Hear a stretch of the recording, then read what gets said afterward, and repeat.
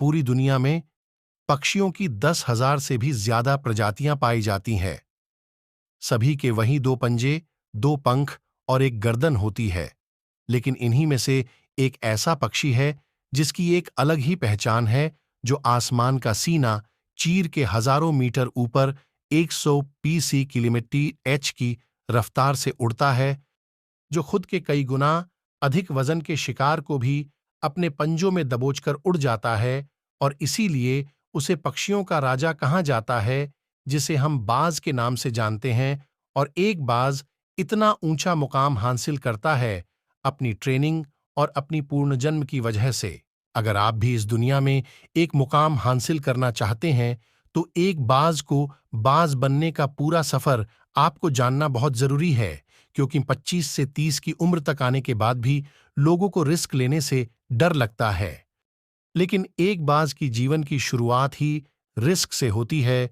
जिस उम्र में बाकी पक्षियों के बच्चे सिर्फ ची ची करना सीखते हैं, उस उम्र में एक मादा बाज अपने बच्चों को पंजों में दबोचकर हजारों मीटर आसमान की ऊंचाइयों में उड़ जाती है, उसे ये बताने के लिए कि तेरा जन्म आसमान का सीना चीर के सबसे ऊपर उड़ने के लिए हुआ है। तेरा जन्म पंछियों का बादशाह बनने के लिए हुआ है। जमीन से हजारों मीटर ऊपर ले जाकर मादा बाज अपने पंजों से उसे छोड़ देती है, और यही से शुरू होती है उसकी हाई रिस्क ट्रेनिंग। वो चूजा जमीन की तरफ तेजी से गिरने लगता है, थोड़ा नीचे आता है तो उसके पंख खुलने लगते हैं। नीचे आते आते वो अपने पंख फड़फड़ाने लगता है, लेकिन वो अभी तक उड़ना नहीं सीखा है। वो जमीन से कुछ ही ऊपर होता है। ऐसा लगता है कि कुछ ही सेकंड में उसका जीवन समाप्त हो जाएगा, लेकिन अचानक एक पंजा उसे अपने गिरफ्त में लेता है और वापस आसमान में उड़ जाता है। वो पंजा होता है उसकी मां का, जो उसके पीछे उड़ रही थी। उसकी ये ट्रेनिंग तब तक चलती रहती है जब तक वो उड़ना नहीं सीख जाता है। इतनी हाई रिस्क ट्रेनिंग होने के बाद इस दुनिया को एक बाज मिलता है। बारिश के वक्त जब सारे पक्षी आश्रय की तलाश करते हैं, तब यही बाज उसी बारिश में आसमान को चीरते हुए ऊपर निकल जाता है और बादल से कहता है, तू बर्श ले, कितना बारिशेगा, और फिर नीचे आकर चैलेंज करता है।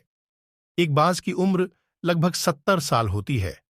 जब वह 40 साल का होता है, तब एक परेशानी उसकी जिंदगी में मौत बनकर आती है, जो आपकी परेशानियों की तुलना में बहुत बड़ी होती है, क्योंकि 40 साल की उम्र में बाज की चोंच इतनी मुड़ जाती है कि उसे शिकार निगलने में बहुत परेशानी होती है। उसके पंख भारी हो जाते हैं, छाती से चिपकने लगते हैं। अब उस बाज के पास सिर्फ 3 रास्ते होते हैं। पहला, वो अपना शरीर त्याग सकता है। दूसरा, गिद्ध की तरह छोड़े हुए भोजन पर निर्भर हो जाए।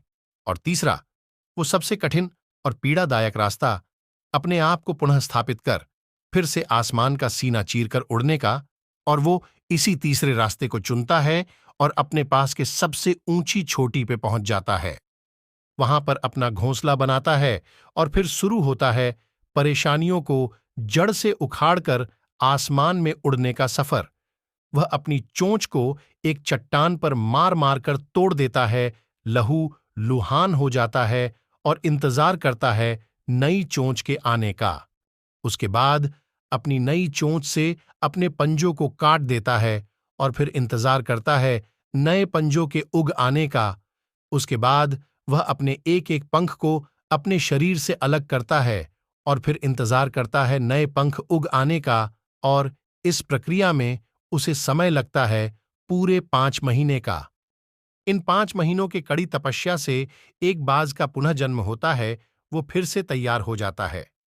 आसमान का सीना चीरकर उड़ने के लिए जो 3 रास्ते बाज के पास थे, वही 3 रास्ते आपके पास होते हैं।